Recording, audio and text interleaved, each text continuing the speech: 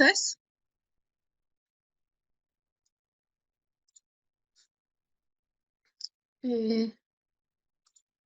voy a compartir qué es lo que incluye en la industria esta industria 4.0. ¿En dónde se está aplicando esta tecnología de industria 4.0?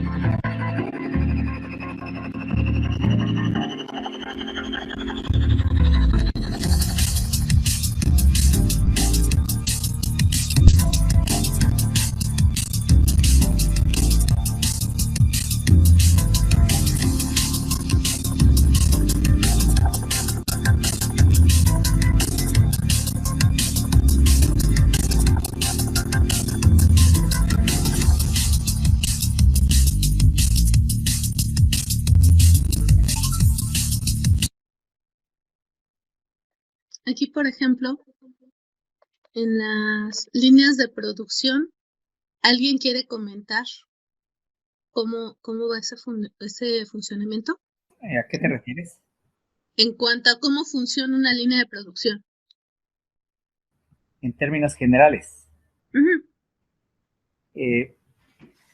pues una línea de producción funciona a través de entradas, proceso, salida, donde las entradas es una serie de elementos requeridos para llevar a cabo el proceso que van desde los materiales, los documentales, los recursos humanos y demás.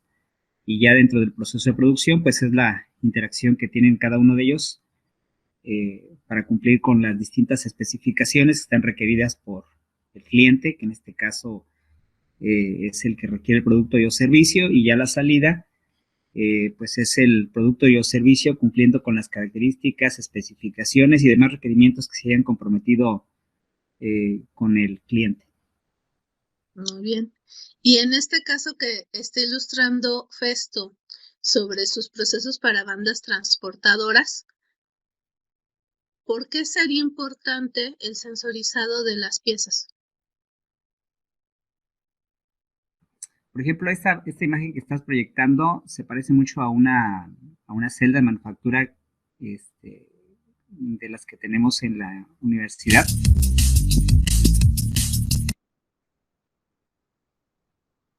Donde, ajá, donde, bueno, en ella se alimentan tienen contenedores con lo que se simula es un producto, que en este caso son como esferas de poliestireno de diferentes colores, y los productos es el llenado. Entonces se van llenando contenedores y luego pasan por los distintos sensores que tiene el equipo para detectar si es el código correcto, si es el color correcto, si es la cantidad solicitada para determinar la velocidad a la cual están generándose los productos.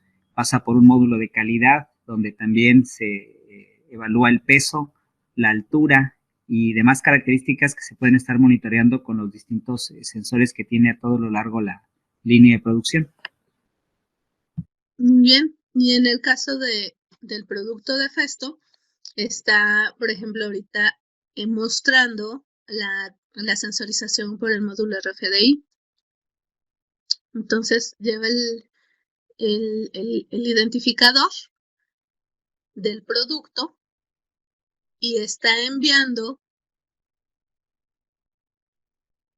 mediante el sensorizado la información del producto. Y dentro de esos datos pueden ir referencias de calidad, de color, de forma del mismo producto.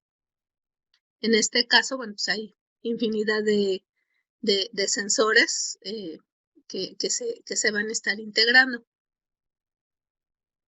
Entonces ahí está resaltando que se da la lectura y el envío, que eso es la incorporación de Industria 4.0, el envío de datos a través de dispositivos móviles.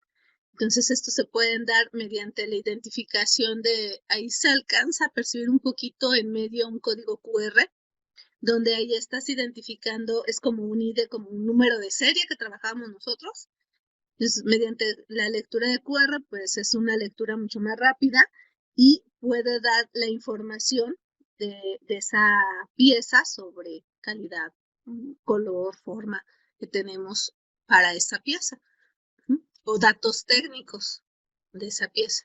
Entonces, en ese caso, pues, nos está dando la referencia y podría ayudarle inclusive al inspector de calidad el verificar si está cumpliendo la normativa o los estándares de esa pieza. Quita el sonidito porque está como cortado.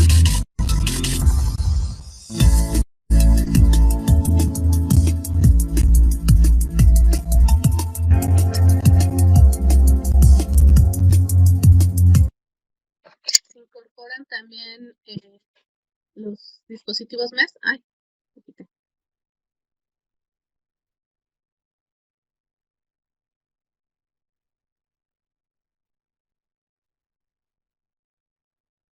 Y se incorporan otro tipo de tecnologías para el monitoreo de los procesos. Básicamente, ese es el tema que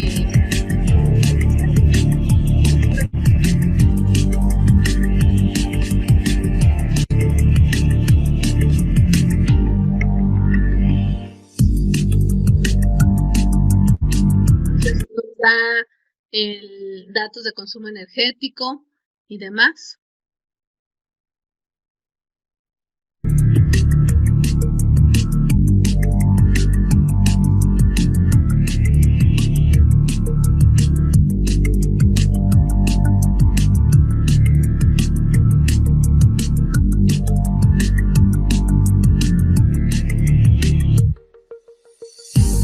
Ahí se está comunicando, por ejemplo, con el PLC y con el sistema automatizado para poder generar el procesamiento.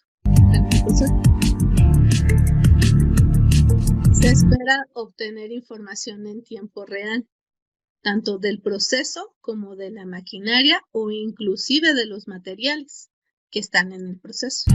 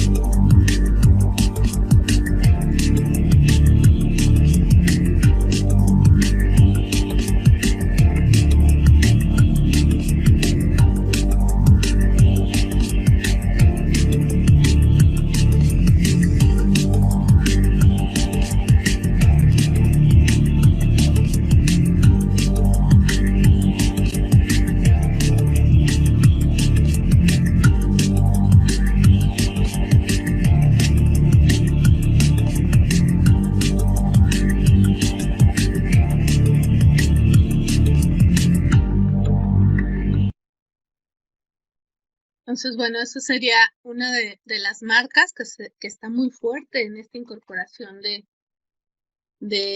Industria 4.0.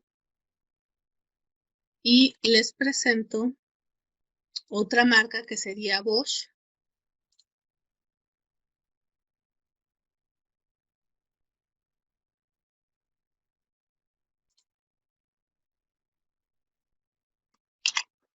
Que también se dedica a esta parte del desarrollo de de sistemas para la manufactura en Industria 4.0.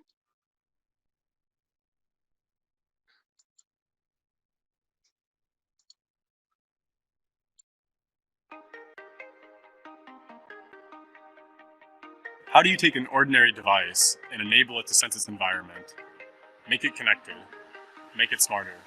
At Bosch, our answer is the XDK, a fully integrated hardware and software Otra de las características es la miniaturización. No mide más de 1 pulgada el sensor. development platform that can give you the data you need to build your better device, better product, better machine. The XDK is an easy-to-use, turnkey development kit that's designed to quickly connect your machine or device prototype to the Internet of Things. With the XDK, you have hardware covering 8 internal sensing parameters, along with a full software. Por ejemplo, este en particular trae giroscopio, magnetómetro, sensor de humedad, de presión, de temperatura, de luz. Entonces, esas herramientas pues nos van a servir para interpretar cómo está funcionando la máquina, el proceso o bien los materiales. Software platform for fast programming and configuration of your proof of concept. Otra de las características es que la programación es muy básica. No se requiere con altos grados de programación, porque esta programación de los dispositivos la van a poder gestionar los propios ingenieros. Y entonces, esa es la parte que nos toca acercar a los estudiantes a que si no son expertos en programación, de todos modos pueden tener acceso a estas herramientas y están diseñadas para esa adaptabilidad, para hacer esta transición entre la industria 3.0 y la industria 4.0.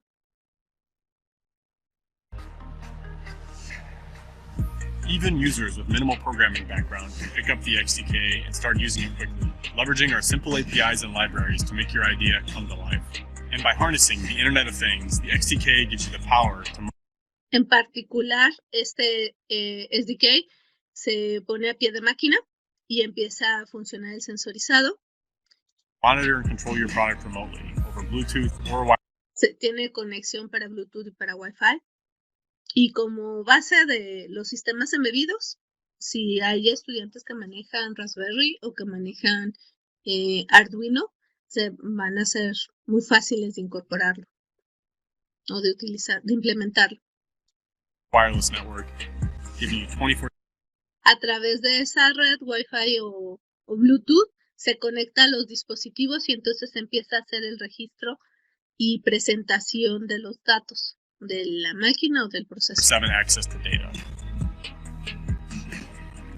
At Bosch, ahí lo que se selecciona es únicamente la clasificación de los datos. En ese SDK no hay interacción con la máquina. Esa es parte de realidad aumentada. Pero bueno, si ya tienen una idea de que es un monitoreo solamente de los datos. Y también otra forma de descargar los datos es conectarlos USB y ponerlos en acceso a un ordenador. La ventaja es que trabaja 24/7, se están registrando las bases de datos y bueno, pues hay que contratar un servicio con un servidor de bases de datos. No es en el caso de SDK trabaja con Oracle, entonces ellos ya tienen el convenio para que directamente se están viendo la información y el ingeniero lo que va a hacer es la discriminación de los datos, cuáles son los que son de interés.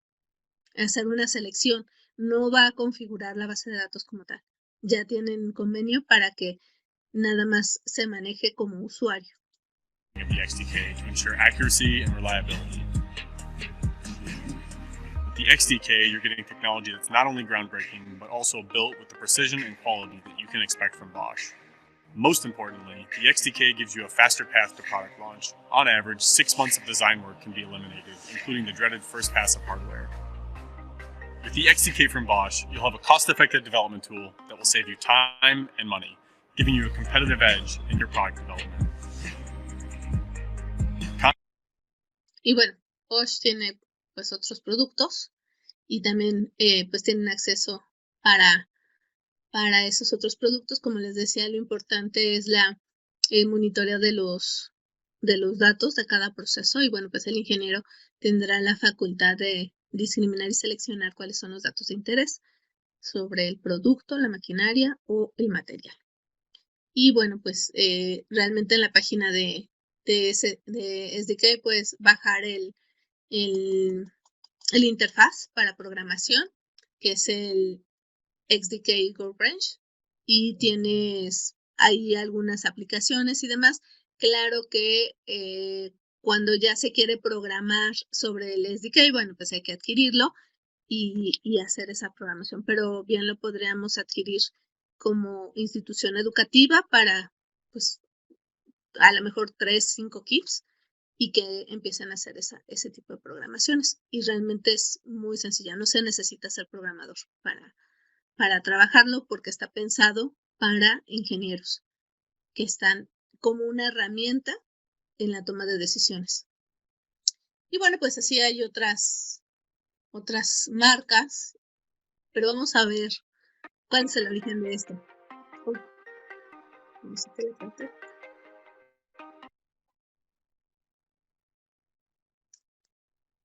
Entonces, bueno, pues el origen de esto es la inteligencia artificial. Inteligencia artificial empezó a documentarse, obviamente pues hubo investigaciones anteriores, pero documentado alrededor de 1950. Y bueno, pues cumpliendo esa necesidad de identificar soluciones de aprendizaje inteligente. El objetivo de este módulo es identificar soluciones de aprendizaje inteligente aplicando las redes neuronales artificiales e introducir las aplicaciones de realidad aumentada usando Unity 3D incorporando un modelo animado 3D. Entonces, bueno, pues la inteligencia artificial persigue varios propósitos, entre ellos la analítica de datos, el control a través de redes neuronales, el manejo de la información a gran escala con el Big Data, con el Cloud Computing, la toma de decisiones a través de referentes históricos y generar modelos predictivos, inclusive en MATLAB se están generando toolbox o aplicaciones para manufactura predictiva. Es decir, se toma el histórico, ya que se captaron los datos, por ejemplo, con el SDK, se capturan los datos y se procesan, ya eso sí es un poquito más especializado, se procesan a través de MATLAB y se genera una predicción de la manufactura. Entonces podemos saber cuándo podremos programar un mantenimiento, un paro de máquina, una cantidad específica de producción que contenga un cierto porcentaje de calidad, tener ahí algunos datos estadísticos con todas las virtudes que nos los da la estadística descriptiva y la estadística que nos puede generar alguna información importante para la toma de decisiones, desde la producción hasta la venta y la eficiencia productiva. Bueno, entonces, como les decía, la inteligencia artificial nace en la Edad Media como un concepto de tener una máquina que genere o replique movimientos del ser humano o actividades del ser humano. Entonces se generan los autómatas. Este autómata es el que modeló Leonardo y tiene un funcionamiento interno mostrado en Berlín.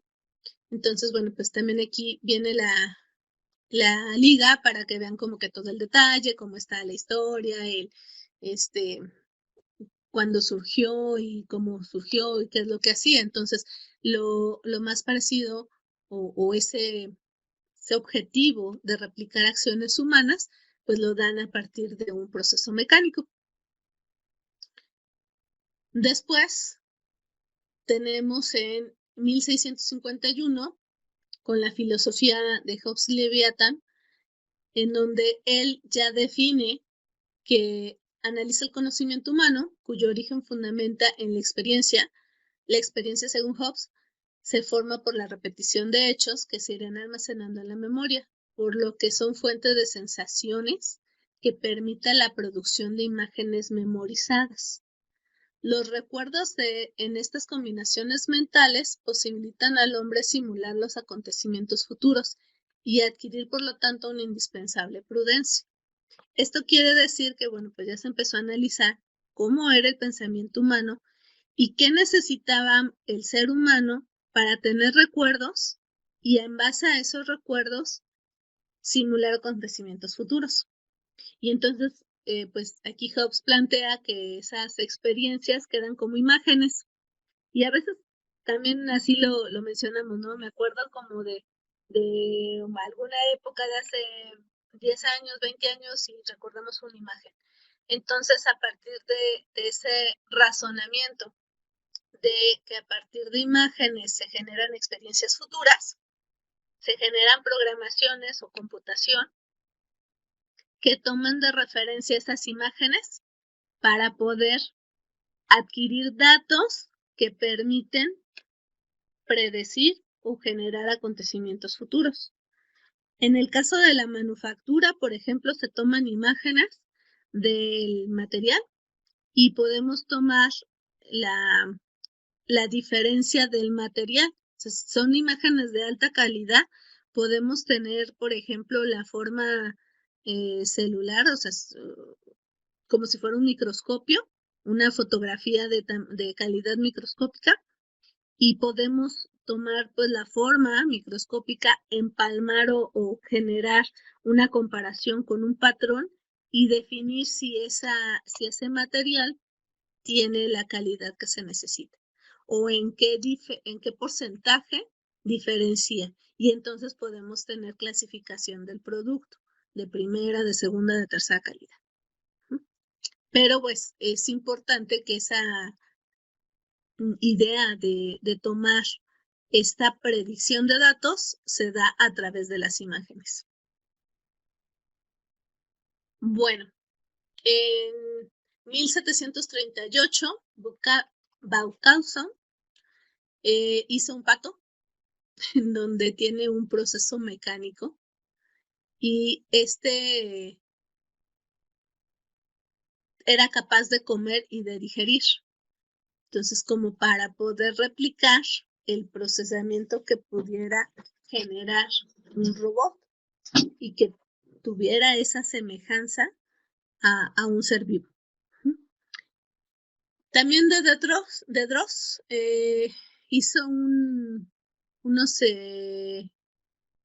estilo maniquís, pero eran capaces de escribir y de tocar el piano con una secuencia definida. Descartes indica que la vida es como los mecanismos de los relojes. El alma no es mecánica. Eso implica un dualismo que implica separar el cuerpo de la mente. Leibniz, por su parte, dice que el razonamiento puede reducirse a cálculos mecánicos. Entonces, la aplicación de estas filosofías pues, se dio con Vaucanson y con Dedros al generar estos tipos de autómatas. Y bueno, pues viene aquí la referencia si quieren como más detalle y lo podemos platicar en las siguientes sesiones.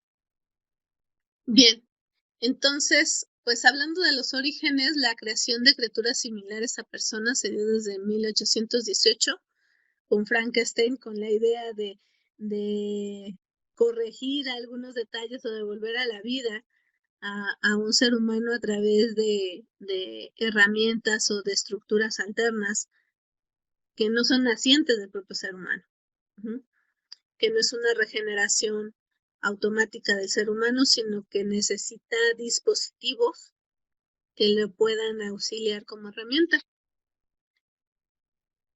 Es famoso Arturo Rosenblatt, que es mexicano, que es de la UNAM, y Norbert Wiener y Julian Bigelow, cuando hacen ciertas propuestas que el comportamiento con propósito es producido por una máquina. Y esto lo dijeron en 1943. McCullough y Pitts genera un modelo matemático en donde este modelo matemático hace una estructura de conexión, es decir, una idea tiene que estar conectada con otra idea y hace un modelo matemático y una representación gráfica que se llaman redes neuronales, en donde se representan por arcos y nodos. Estos arcos y nodos son el nodo, puede ser un origen o un destino o un siguiente punto, y los arcos nos pueden dar el costo de llegar de un punto a otro, es decir, en sistemas de producción, que puede ser costo-tiempo, en que la materia prima llega a la máquina. Entonces tenemos dos entes, que es la materia prima y la máquina. Y esos nodos nosotros podemos representar como pasos, como procesos, y al ser un modelo matemático, y tener definidos ciertos costos, lo podemos reducir o asignar de manera óptima con investigación de operaciones, que seguramente algunos de ustedes han estado implementando. Entonces, pues básicamente las redes neuronales obedecen bajo este modelo gráfico y es un sistema de elección entre cada una de las posibilidades, cuál es el camino que se debe de tomar. Por eso es importante el trabajo del modelo matemático. Y que, bueno, los estudiantes observen que a través de un modelo matemático definido, pues es la ruta o el camino de guía para que estos autómatas puedan tomar decisiones, porque por sí solas no las pueden tomar, no tienen inteligencia, sino que se les da una serie de estructuras, de caminos, de alternativas, donde los autómatas pueden tener opciones y el modelo matemático le dice, de acuerdo a la probabilidad más o a esto o a esta orden, vas a tomar este camino. Entonces, se les tiene que indicar a los autómatas el camino que van a seguir y ese camino de una manera muy fácil se les define por un modelo matemático. Y bueno, pues hay diferentes modelos matemáticos que podemos implementar y que pues vamos a mencionar. Dicho eso, en 1956 nace como concepto la inteligencia artificial. Inteligencia artificial como una técnica efectiva de aprendizaje, en donde se clasifica el razonamiento como automático y debe de tener, al momento, hay 3 formas de que los autómatas aprendan. Entonces, nada más les estoy adelantando que son 3 formas, pero en ese razonamiento automático se puede también hacer inteligencia artificial a través de pruebas de teoremas matemáticos, de la teoría de juegos, del procesamiento del lenguaje natural y de la conjunción o el armado mecánico con robots. Y que dentro de los robots se da la transmisión de las señales de la información a través de conexiones eléctricas o de pulsos eléctricos. Marvin Minsky genera las técnicas efectivas de aprendizaje, que en este caso les decía son 3. Frank Rosenblatt en 1958 genera el concepto de perceptón. Perceptón como un ente que contiene el aprendizaje por ensayo y error. Entonces, el autómata tiene instrucciones a seguir y, por ejemplo, puede decir que si el sensor le dice que hay un bloque, su instrucción es seguir derecho, pero si detecta un bloqueo, entonces tiene la opción de detenerse o de seguir. O sea, si no le damos esa alternativa, el robot se va a seguir. Entonces, debemos de incluir esa alternativa. Entonces, si el robot se va siguiendo, detecta un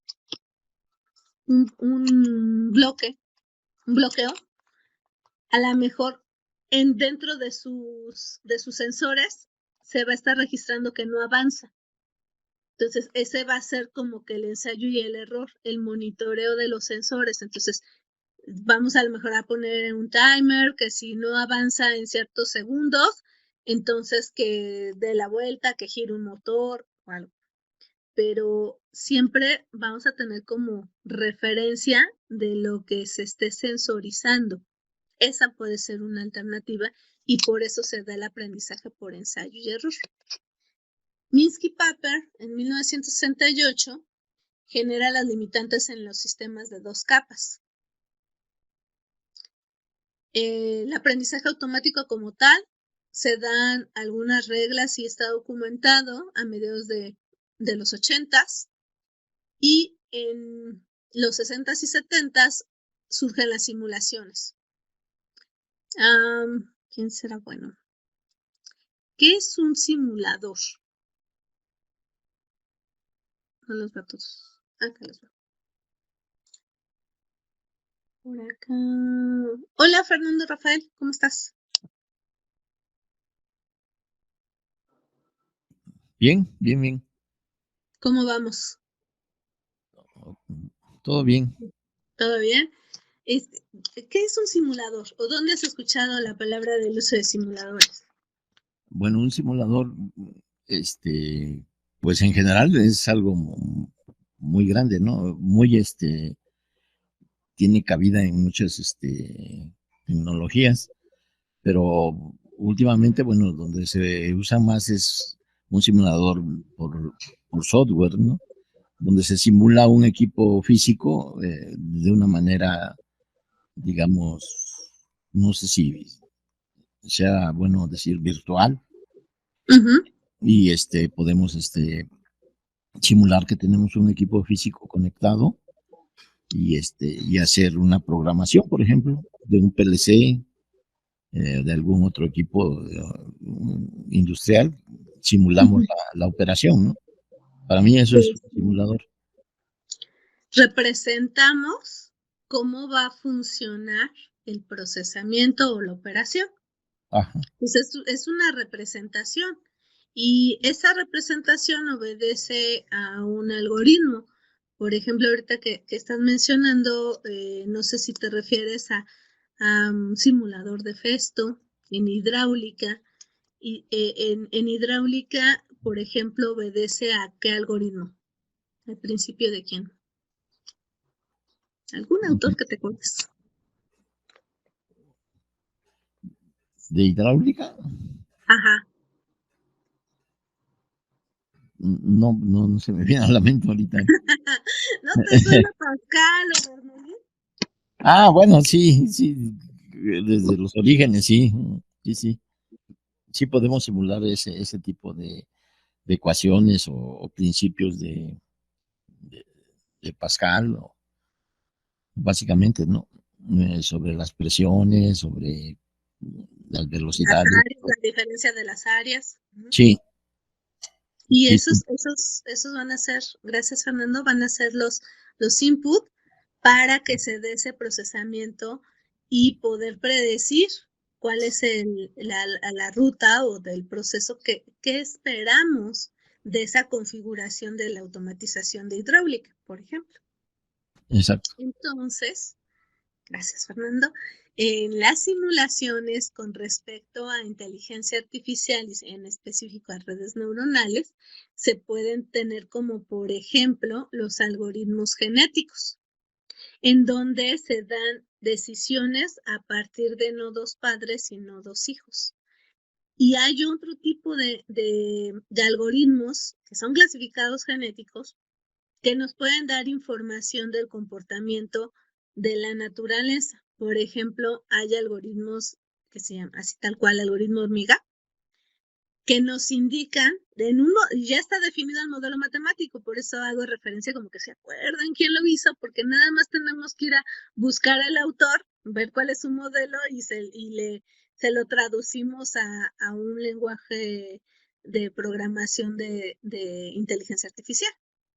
Entonces, por ejemplo, los algoritmos de hormiga, lo que hacen es que definen el comportamiento de las hormigas. Resulta que las hormigas, para buscar comida, mandan a una exploradora y hay un proceso de hormonas que va dejando rastro la hormiga. Y entonces, bueno, pues si la hormiga fue atacada o no llegó a su camino, pues como que se corta. Entonces una segunda hormiga exploradora va a ir por ese camino y en el momento que baja la intensidad es como de aroma, que solamente las hormigas detectan. Cuando baja la intensidad, pues ya sabe que llegó a un lugar donde estaba peligro o que no regresó, y entonces toma otro camino. Y entonces así es como van haciendo su toma de decisiones para llegar a un objetivo. Entonces se pueden adaptar a los procesos donde hay incertidumbre del camino por donde tomar. O sea, tenemos alternativas, pero no sabemos hacia dónde va a llegar. Ajá. Y en lugar de esas hormonas o ese nivel de hormonas también se puede cuantificar con estos costos o pesos que les decía. Y pueden ir guiando al autómata para la toma de decisiones. Pero ya están descritos matemáticamente, entonces ya nada más lo que tenemos que hacer los ingenieros es ir a consultarlos y interpretarlos o pasarlos a un lenguaje que maneje el robot o el autómata. Bien, nacieron algunos sistemas de programación específicos como Prolog y Lisp. ¿Alguno de ustedes llegó a utilizarlos?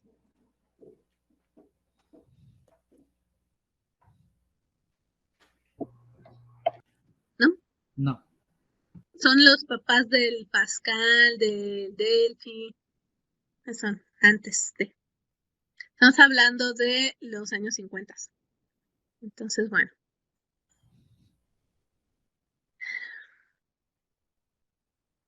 Les decía que para que se pudiera tomar una decisión, consultamos a Alan Turing, donde propuso que un humano evalúa conversaciones en lenguaje natural entre un humano y una máquina diseñada para generar respuestas similares a las de un humano. De hecho, no sé si alguien habrá escuchado de la máquina de Turing. El evaluador o la persona que está tomando la decisión sabría que uno de los participantes de la conversación es una máquina y los intervinientes serían separados unos de otros. Entonces se van discriminando, ¿no?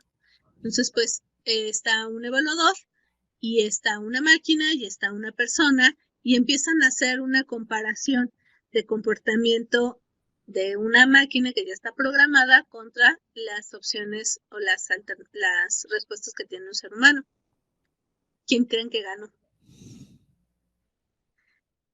En el invierno de la inteligencia artificial se dieron limitaciones en el reconocimiento del lenguaje natural.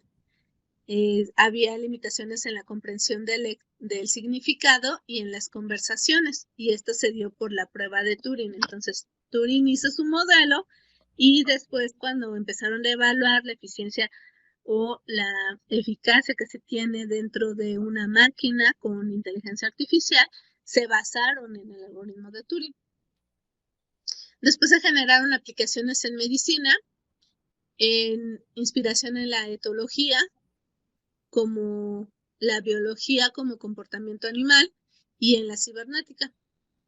La inteligencia artificial son sistemas basados en el comportamiento en lugar de basados en el conocimiento. Como herramientas, ya mencioné las gráficas, que son diagramas conexionistas, pero también se puso a prueba con respecto a las herramientas computacionalistas, es decir, con los algoritmos. traducidos a un lenguaje de programación. También se considera el razonamiento contra la interacción con el mundo, es decir, la percepción-acción. Y bueno, pues aquí hay un link de un video si lo quieren revisar. Quinta generación, supercomputadoras y la inteligencia artificial. Las supercomputadoras se utilizan hoy en día para fines militares y centros de investigación con memorias RAM de alrededor de 3000 GB y memorias de almacenamiento de varios terabytes. Supercomputadora Lewis Cray T3D. Supercomputadora IBM Blue Gene, la computadora más poderosa. La inteligencia artificial ligada a la robótica hoy en día mejor desarrollada en países como Japón y Estados Unidos. Algunos ejemplos son: Morph 3 tiene movimientos de elasticidad.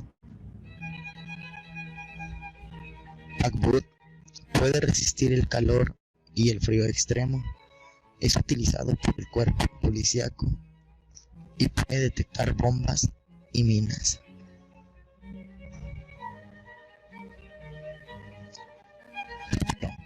Puede ser el primer robot doméstico para lanzarse al mercado.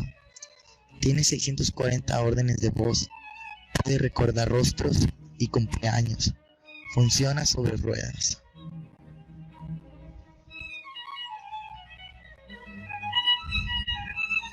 Asimo obedece órdenes, puede captar movimientos para poder imitarlos.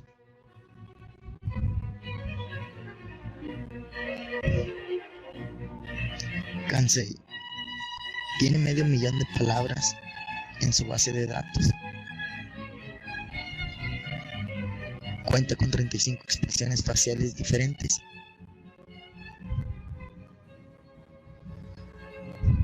Androides.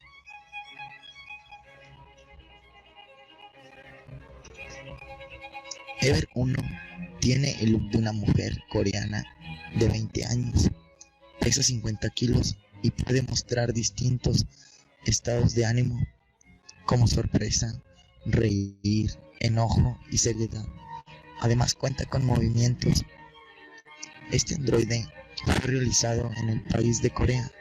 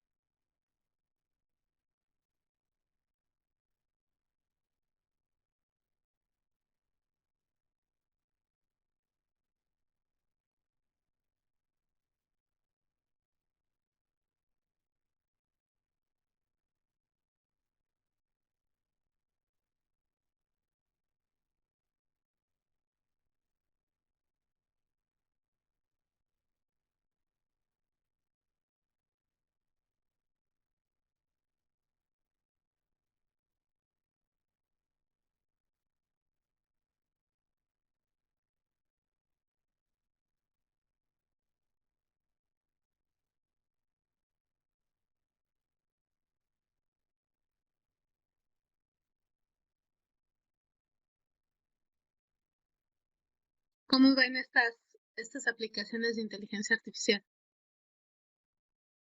¿Sí me siguen? Sí, bueno, yo pienso que es muy interesante. De hecho, pues ahorita en la industria, pues también para operaciones, por ejemplo, para soldadura, pues hay ya robots que hacen soldadura, ¿no? Para manejo de sustancias peligrosas, para manejo de sustancias calientes, en fundición, en forja, pues también ya hay diferentes tipos de robots, ¿verdad? Pues ahora sí que en operaciones para disminuir el riesgo en el personal humano. Y obviamente por los ejemplos que se ven aquí, pues es una realidad que ya que ya la estamos viviendo, ¿verdad? Que ya hay, y bueno, y también a nivel doméstico, pues también ya pues ya ahí también empieza a haber dispositivos para controlar o para manejar pues, por ejemplo, lo que es la domótica, ¿verdad? Entonces, sí, es una realidad que ya tenemos pues en la vida cotidiana. Sí, y lo importante es de dónde nacen, o sea, dónde participa el ingeniero, porque pues algún ingeniero hizo esos desarrollos. Sí, claro, por supuesto, o sea, así que pues la tendencia es a automatizar procesos, ¿verdad? Yo, por ejemplo, bueno, tuve la oportunidad en la empresa de Celanese que pues entraba uno a las naves de producción y prácticamente pues ya no se veía personal, ¿verdad? Y eso fue hace ya muchísimos años. Imagínate, ahorita en la actualidad, pues obviamente que ha habido mucho más desarrollo. Si hace 10, 15 años ya entraba uno a las naves y no veía prácticamente personal, así que personal humano, pues ahorita en la actualidad pues debe estar mucho más desarrollado. Exactamente, porque la industria 3.0 se caracteriza por la automatización y la industria 4.0 se caracteriza por el almacenamiento en la nube y la informática. Ok.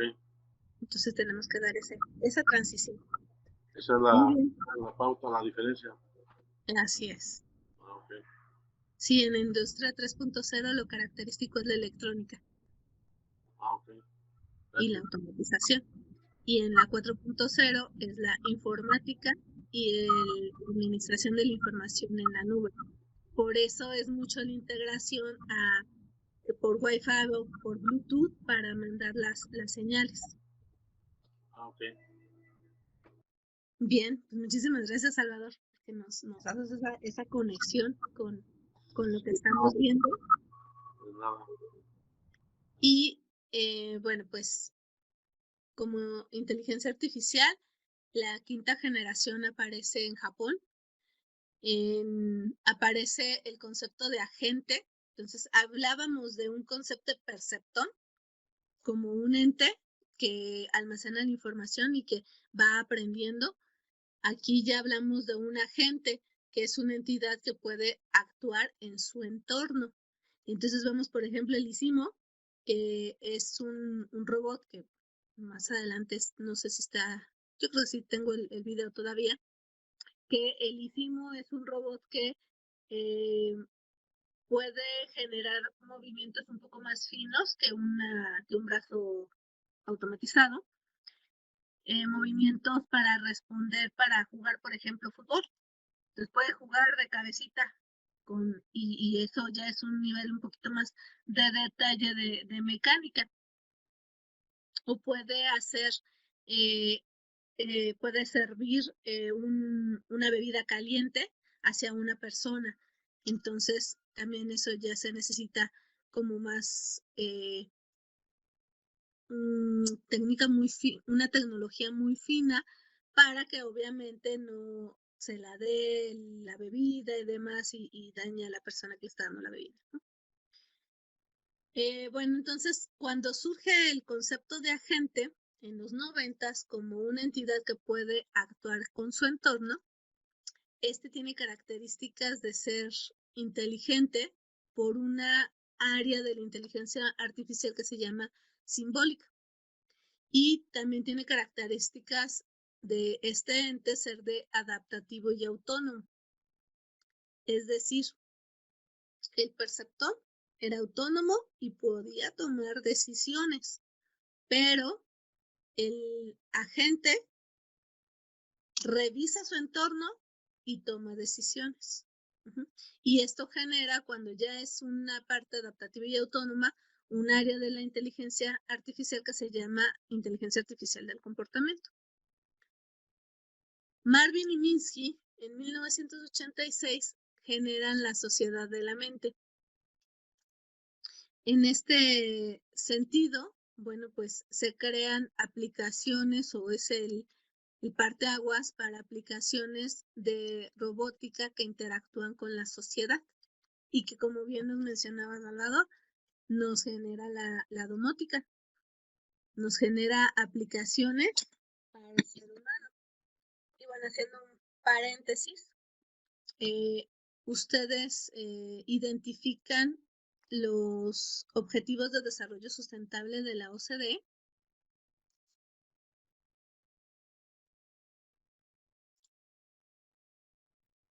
¿No? ¿No saben qué es la OCDE? Algo así, ¿no? Una organización mundial, ¿no? Ajá. No recuerdo bien las siglas, y algunos de sus objetivos era combatir la pobreza y no recuerdo qué más, el medio ambiente y cosas así. Pero como veo, la situación está muy lejos de combatir eso. Pero bueno, esos eran algunos de sus objetivos. Y sí es una organización, pero no recuerdo el nombre de las siglas. Pero sí es muy famosa, la OCDE, ¿no? Bueno, pues la OCDE ya tiene 60 años. Es una organización a nivel mundial. Y México, como partícipe de la OCDE, que es de Economía del Desarrollo Económico, organización, no me acuerdo la C, pero es del desarrollo económico, dicta los parámetros para que funcione la sociedad, gobierno y empresas. Por eso, sí debe de ser de nuestro interés los objetivos de desarrollo sustentable, porque las empresas tienen que regirse por esos objetivos. Son 17 objetivos. En el 9º objetivo habla de la innovación, la tecnología y las empresas. Todas estas tecnologías que nosotros estamos hablando, ¿cómo es válido incorporarlos en las empresas? Entonces, ahí nos vamos un poquito, no solamente a los estándares de cada producto o de cada proceso, sino también a la normativa internacional con respecto a la interacción de las empresas con la sociedad y el gobierno. Entonces, bueno, ¿por qué mencioné la OCDE? Porque, según lo que estábamos trabajando,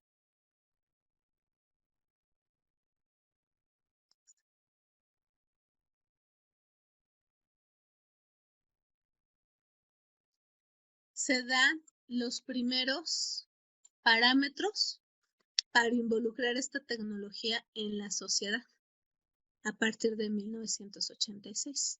Entonces, trasladándolo un poquito a nuestros días, pues tendríamos que estar muy al pendiente de ese 9º objetivo del desarrollo sustentable, sobre todo porque nuestros estudiantes deberían de tener una visión sustentable y sostenible en en el ejercicio de su profesión. Entonces, bueno, pues ahí queda como tema, pero sí es importante relacionar toda esta inteligencia artificial a la aplicación basados en la legislación actual. Que eso, bueno, pues es algo que a veces tarda en adaptarse. Gracias, Enrique.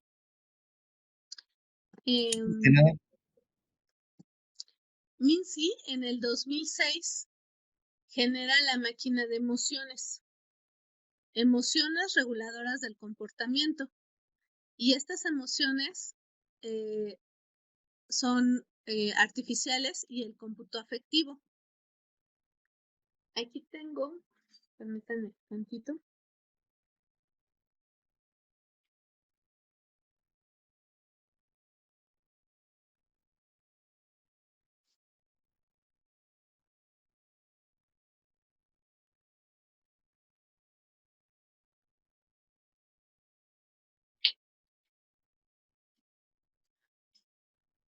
A ver si logra verse.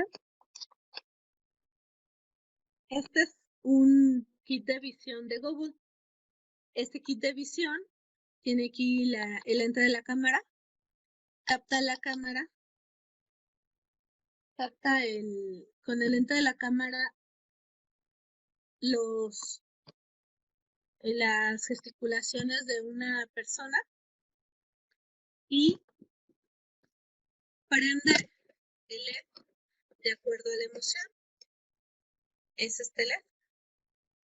El LED prende, por ejemplo, en morado si está triste, en rosa si está alegre y demás, ¿no? Entonces se ve la necesidad de dispositivos que también expresen emociones, que no sean máquinas que repitan un proceso, sino que también sean capaces de identificar emociones. Si son capaces de identificar emociones, que lo vamos a ver más adelante, que ve puntos específicos de la nariz, cejas y ojos,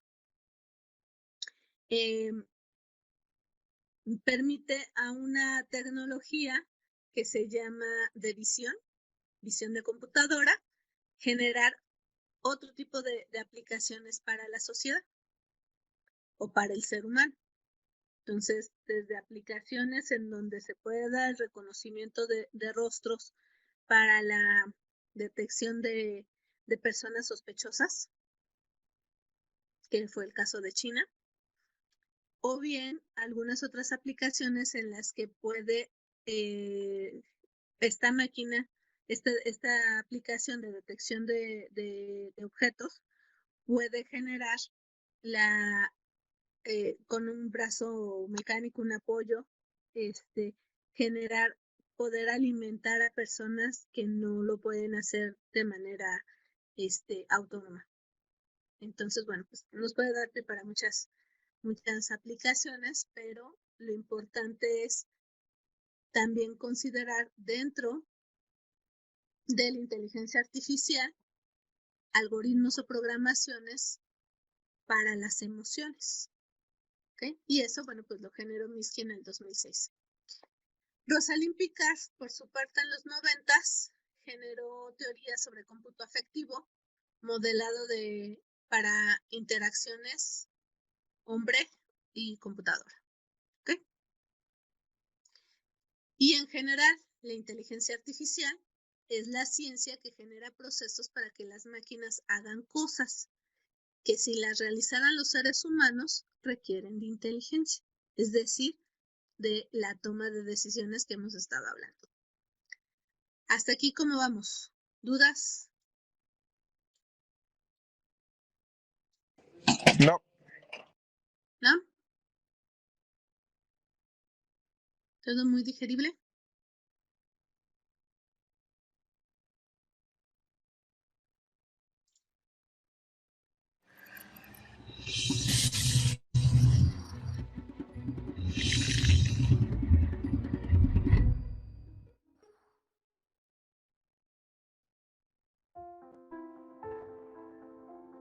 Emotion is one of the ways our body figures out what matters. What are the pieces of everything bombarding us that we need to hold on to keep? The best storytellers know that emotion is a vital part of telling a story. I think creative content producers have a ton to learn from paying attention to the emotion of the viewers. You want to know, is it a desired reaction or is it a surprise that you may want to reconsider? When we think we're understanding each other's emotions, we're often getting it wrong too. We're not as good as we think we are. What's the best way to measure emotion? The classic measurements are you ask people what they feel. It's filtered by all of this cognition and whether I like you and whether I want to open up to you. It just gets pretty mucked up. Affective computing is a phrase I coined about 15 years ago. The idea was to give computers the skills of intelligence that have to do with understanding human emotion. We measure your face, your posture, your physiology, smiles, eyebrow raises, head nods. We pick up from the surface of the skin two main components that are kind of like, are you stepping on the gas, revving the car engine, or are you stepping on the brake, slowing it down? The stepping on the gas is measured through the skin conductance. It's called the sympathetic nervous system. The parasympathetic, the stepping on the brake system, is measured through the variability of the heart rate. And we can see that you started off looking distracted, and then you got hooked at this moment, and then you lost interest at this moment. These same sensors are now being used to detect seizures, to help with PTSD studies, to help with depression studies, and to help with sleep studies. We often have found with our sensors that what we see on the outside may or may not match what we're measuring on the inside. One big surprise for us at MIT has been that a lot of people don't really know what their feelings are. They know the feeling words. Oh, you mean when their face does that, they're clearly angry.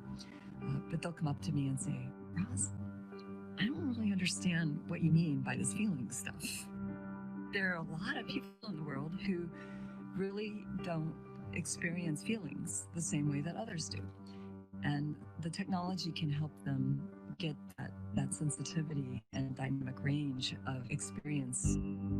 Now we give the inside data equal or sometimes greater credibility. As we collected robust data from real life, we started to find these patterns that turn out to have real meaning.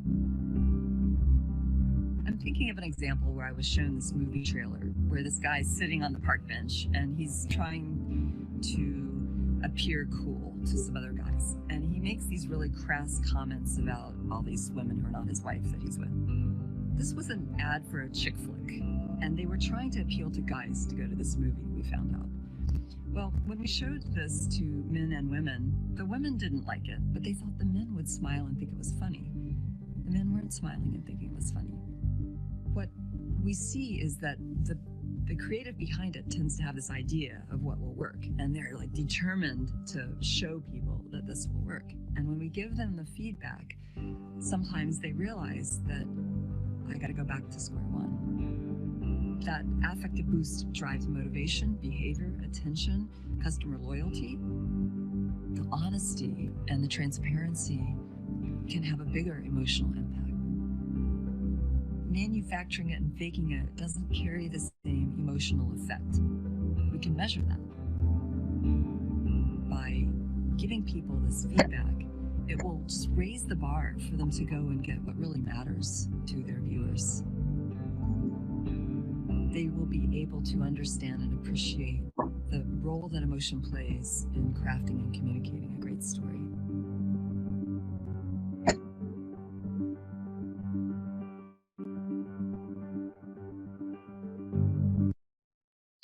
¿Cómo va en esta parte de Marta? ¿Cómo estás? ¿Cómo vamos? Todo bien, todo bien. Muy Bien. interesante las mediciones biomédicas. Y sobre todo que nos llevan a un monitoreo de datos mediante unas gráficas. Entonces ahí es donde necesitamos la participación de nuestros estudiantes para que consoliden o concentren todas las herramientas que tienen actuales y puedan hacer una integración con inteligencia artificial. Sobre todo, pues, la interpretación de estas gráficas. ¿Qué más te ha llamado la atención, Marta? Algunas cosas que realizamos acá en la carrera. Yo estoy en la carrera de mecatrónica. Y pues por ahí hacemos mediciones, vi por ahí los componentes, un microcontrolador, por ejemplo. Y muy interesante. Creo que nos falta la parte del procesamiento de datos en la nube, esa parte que corresponde a la industria 4.0.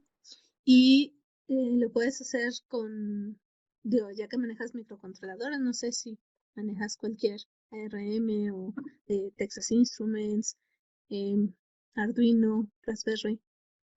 Pueden ser con tarjetas de entrenamiento muy a bajo costo. Sí, las aplicaciones que realizamos pues, básicamente son con microcontroladores. Difícilmente integramos tarjetas de arquitecturas ARM, pero también trabajamos con FPGAs.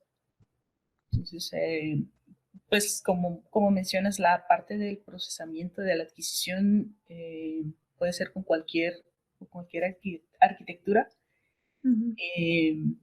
pero la parte de enviar los datos a la nube, hacer procesamiento y monitoreo, esa es la parte que a lo mejor tenemos más oportunidad de mejora.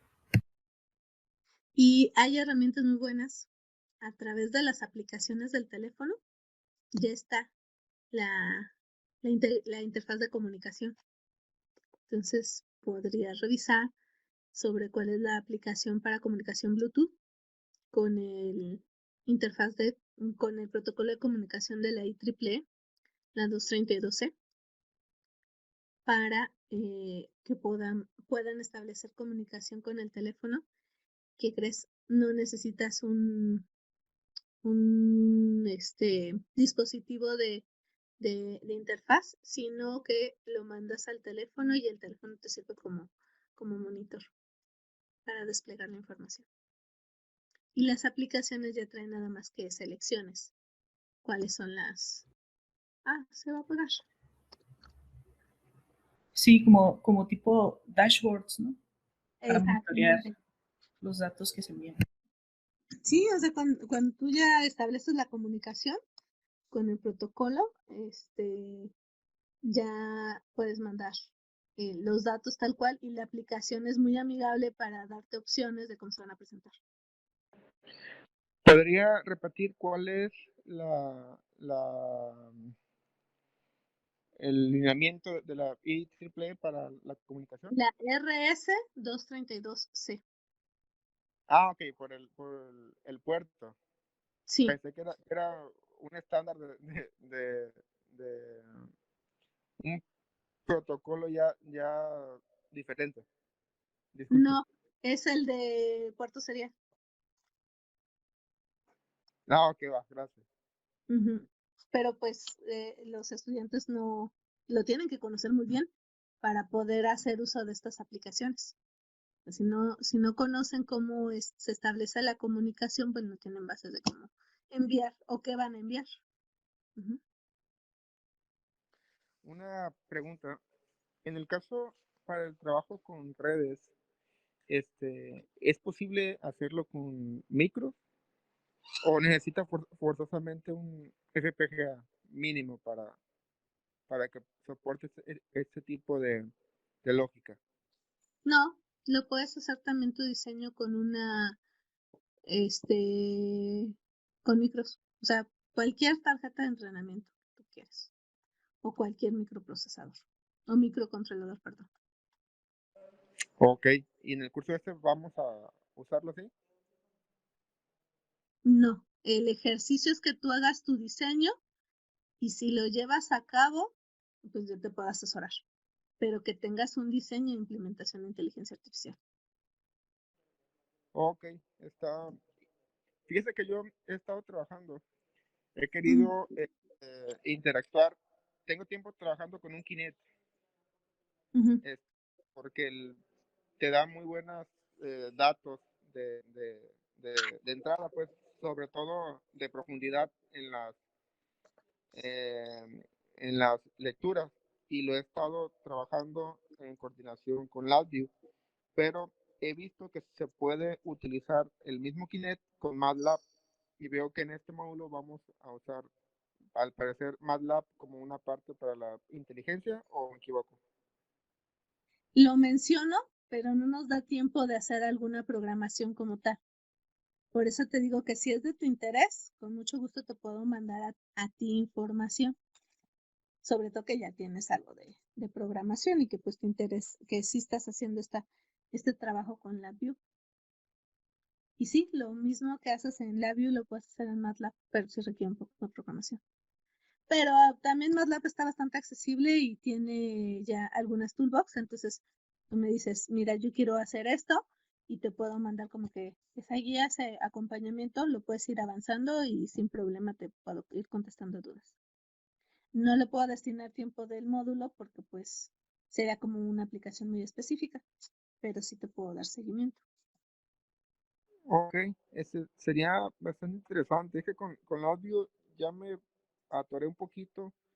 porque al parecer con el toolkit se me traba de un de repente y ya no puedo recibir datos a la misma velocidad que lo hacía, no sé, como que después de 10 minutos se me empieza a poner más lento y más pesado y he querido migrar hacia otro Plataforma. entorno, Ujú. pero como ya tengo la visión ahí con un lenguaje muy fácil, que ese pues el visual, sí estaría bastante interesante ver una posibilidad con otro software, aunque no sea MATLAB, sino que sea otro que me pueda permitir este mismo procesamiento de estos datos y que me permita la conexión, por ejemplo, con el Kinect.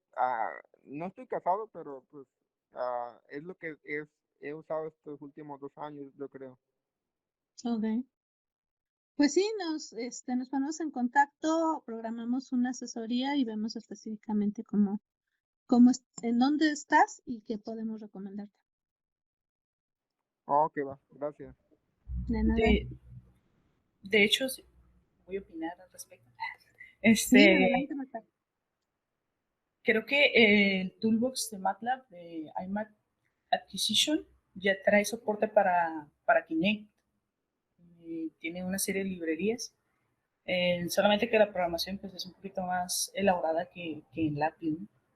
Pero pues la ventaja es que ya podemos trabajar ahí con el procesamiento de las imágenes como matrices. Ya está un poquito más abierto. Sí, de hecho, podrías partir desde la adquisición de datos con un archivo CSV que se te la genera el Kinect y pues ya nada más le das como que la programación para lo que tú quieres monitorear. Y afortunadamente MathWorks está generando siempre información sobre el uso de sus toolbox. Entonces, también te puedo pasar el link de los cursos donde precisamente hacen esa interacción con otras herramientas. Oh, va, estaría excelente, va. Pero bueno, Sí, por eso programamos una asesoría y y invitamos a sus compañeros, a quien le interesa el tema, pues hacemos ahí una sesión específicamente de programación, porque pues si el módulo no nos da para el tiempo, pues no está asignado para una aplicación en específico. Pero sin problema podemos hacer la invitación fuera de las sesiones del diplomado. ¿Cómo ven? ok, muy bien, gracias. Sí, sí. Entonces, bueno,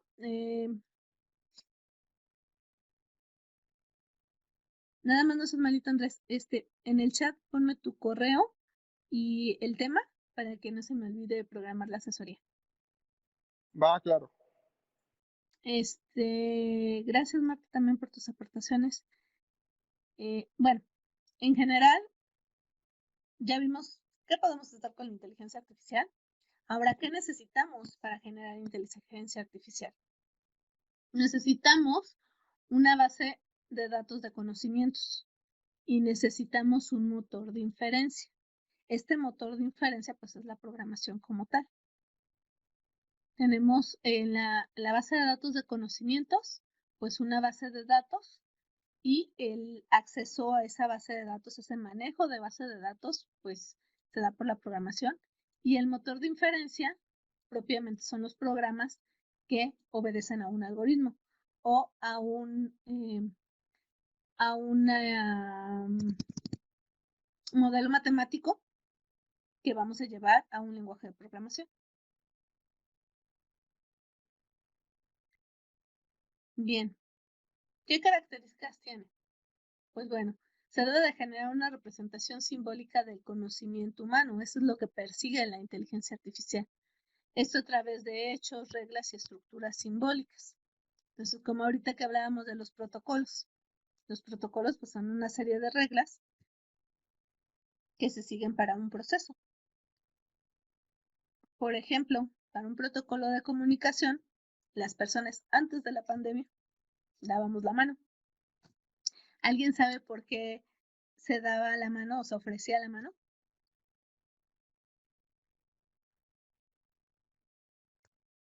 Para saludar.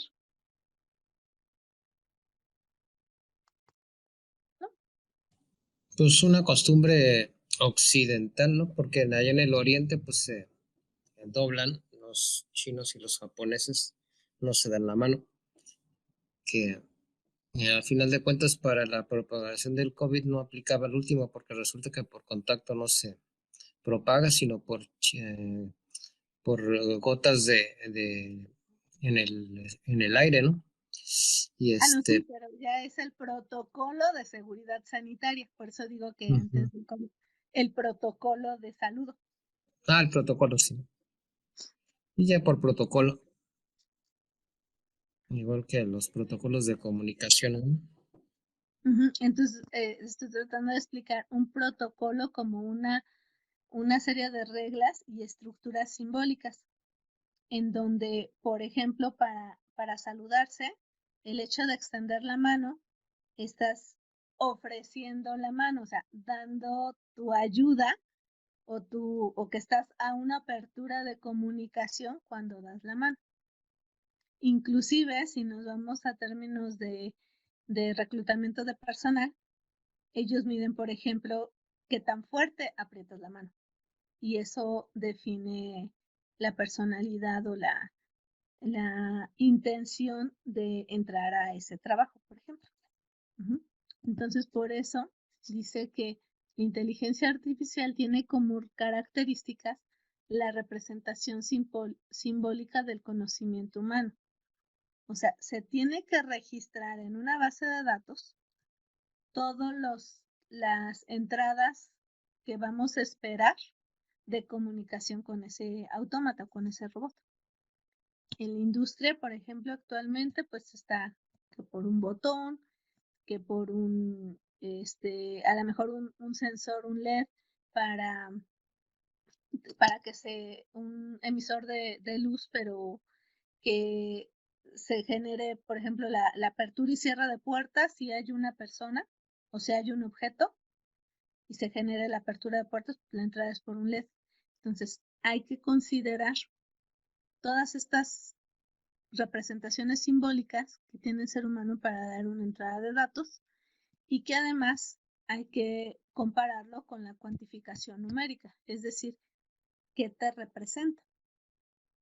Por ejemplo, aquí pueden mencionar que los sensores de temperatura dan una señal eléctrica, entonces en cuanto a la escala de voltaje, va a representar la temperatura que están sensando. Digo, ahí hay un paso intermedio de programación, pero físicamente estamos detectando que el termómetro como tal no te va a dar la temperatura de inmediato, sino te da un pulso eléctrico con cierta amplitud que te identifica la equivalencia en una escala de temperatura. Bien, Enrique, gracias. Sí, de nada. Tenemos también que considerar las aplicaciones de los sistemas de inferencia. Es decir, ya que tienes la entrada de datos, ¿cuál es el siguiente paso o cuál es la conclusión a partir del conocimiento inicial? Y entonces, con cada una de esas etapas de ir avanzando el paso a paso, vamos a ir armando redes neuronales. Insistimos entonces que la inteligencia artificial del conocimiento va a considerar un programa que contiene datos y algoritmos. Les decíamos aquí arriba, tiene dos elementos, bases de conocimientos y motores de inferencia.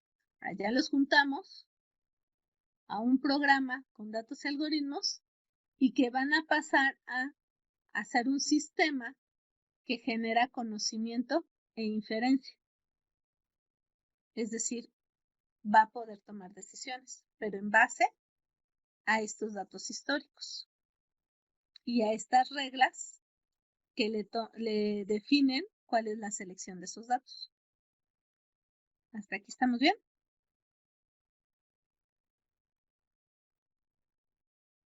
Bueno, tomar eso como un sí. Sí. Inteligencia como un sí. Bien. Entonces, la inteligencia artificial simbólica involucra sistemas de manera inteligente para obtener resultados inteligentes relacionados con el razonamiento y la lógica. Entonces es muy importante esa selección de la entrada de datos. Hacer esa discriminación que les comentaba hace rato a nuestros estudiantes, indicarles cómo hacer esa discriminación de datos para poder manipularlos o representarlos o procesarlos a través de la inteligencia artificial. Tenemos también tipos de inteligencia artificial.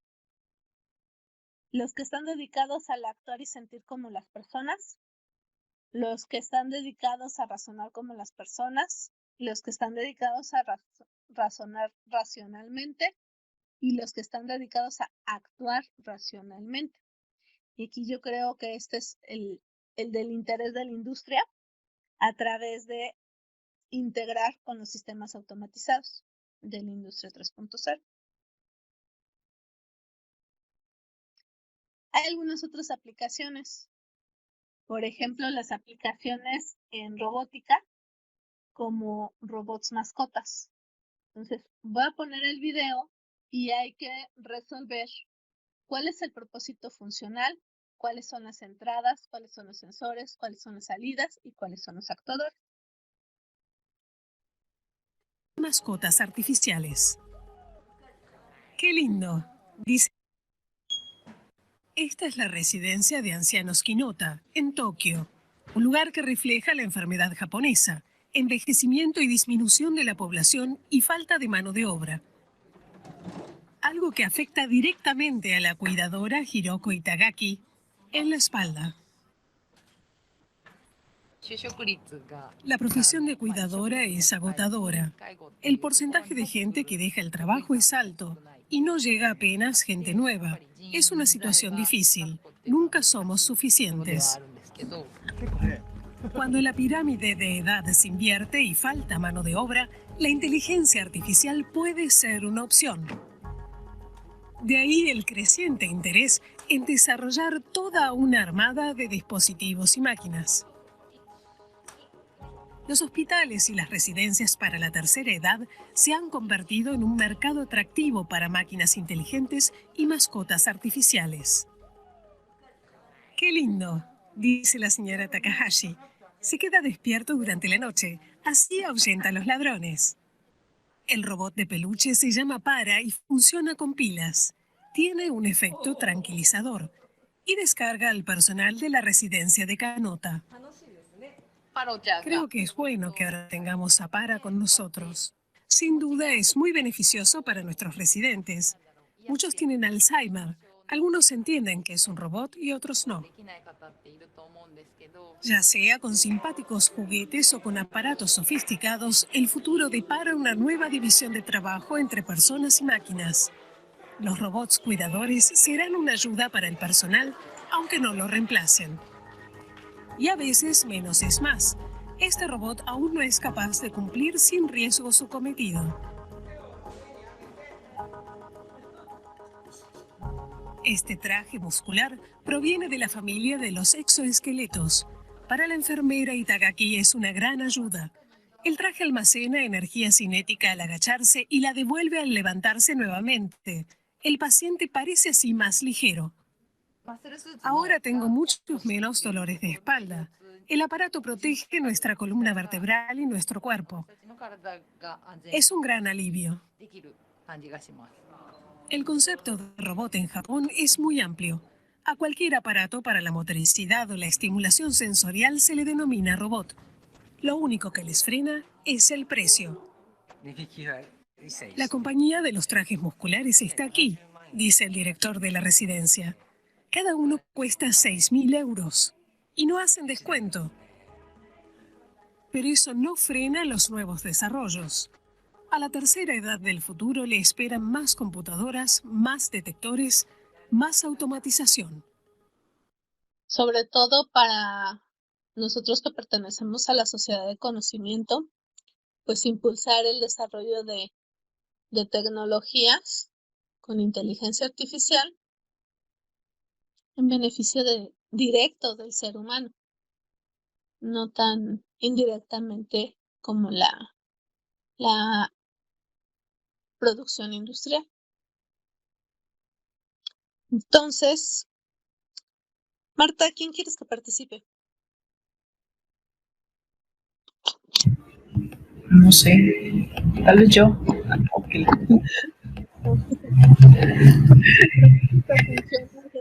De los robots mascotas. Pues a lo mejor proporcionar compañía a personas. No sé, eso creo que es la función principal. Sí, y bueno, hay más material en el que nos indica que es una parte terapéutica para la persona, porque la persona está al pendiente de los horarios de comida, de pasear a la mascota y demás, sin que represente en un animalito, o sea, si no lo hace, no pasa nada, pero sí le puede ayudar a esa persona a estar al pendiente y eso va a activar su actividad neuronal y puede seguir haciendo sus actividades un poco normales, porque también va con relación a la parte emocional de evitar la depresión o evitar este avance de enfermedades más serias como el Alzheimer. Pero ahora sí, dime, ¿quién quieres que participe? No sé, que levante la mano. A ver, dime un número del 1 al 5.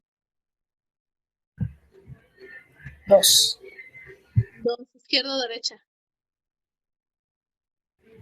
Derecha. Fernando. Hola, Fernando.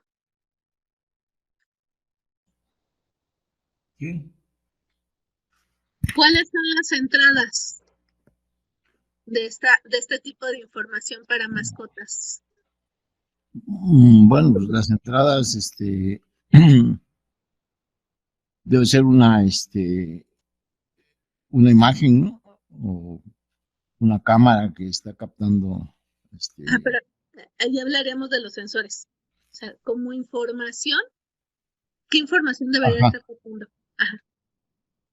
Bueno, pues como entrada sería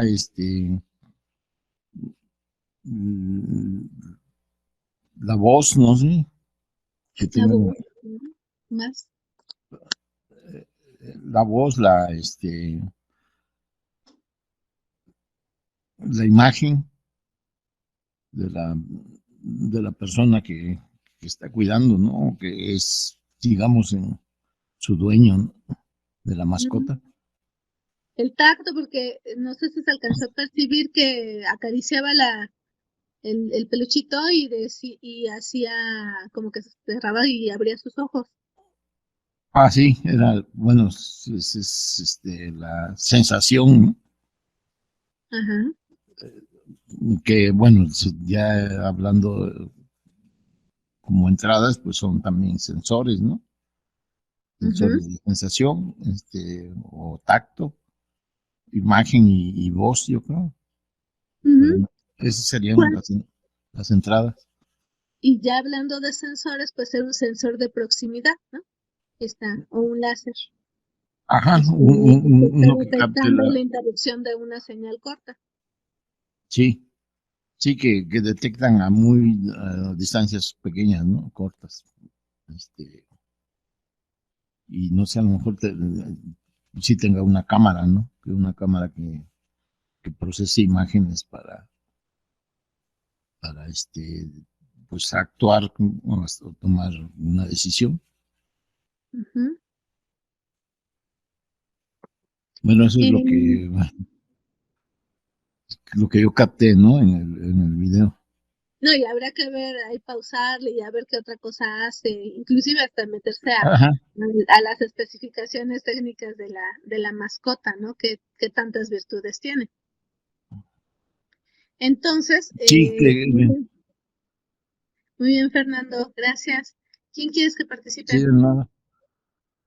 ¿Quién? ¿Quién será? Bueno, Alguien que no hemos no sé. escuchado. Uy, no sé. Al profe Marco, que él es muy participativo, ¿no? Ahora está muy Profe tranquilo. Marco. Hola, hola, aquí estamos. Hola, hola. Dígame. ¿Cuáles serían los sensores? Los sensores, pues esos eran los que estaba comentando el maestro hace un momento, ¿no? Los que te detectan, por ejemplo, la presencia de la persona que está tomando el dispositivo o la mascota. Podría ser el sensor que detecta como comentabas tú hace un momento, que hay sensores que te pueden detectar eh, la fisionomía y de alguna forma darse cuenta de tu estado de ánimo, como para tener una reacción dependiendo de ese estado de ánimo.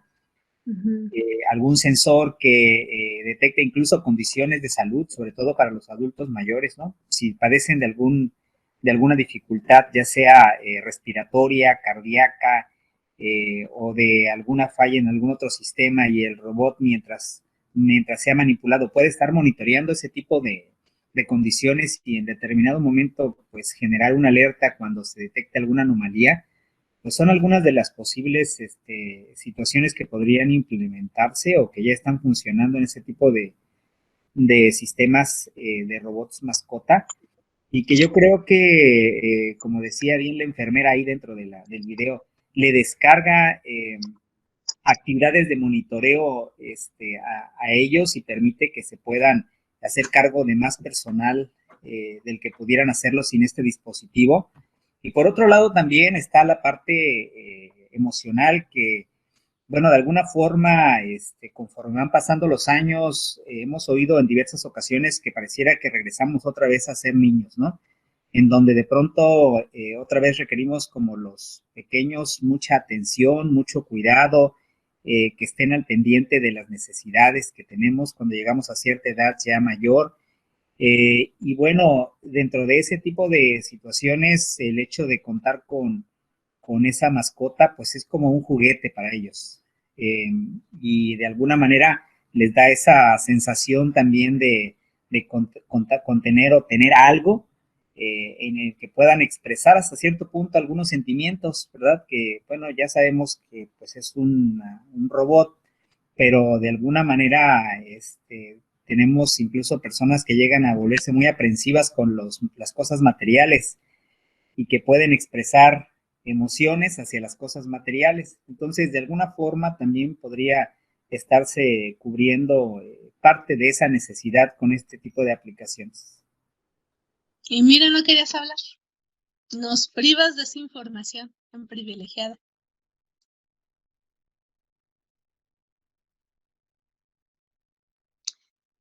Justo, no se está proyectando.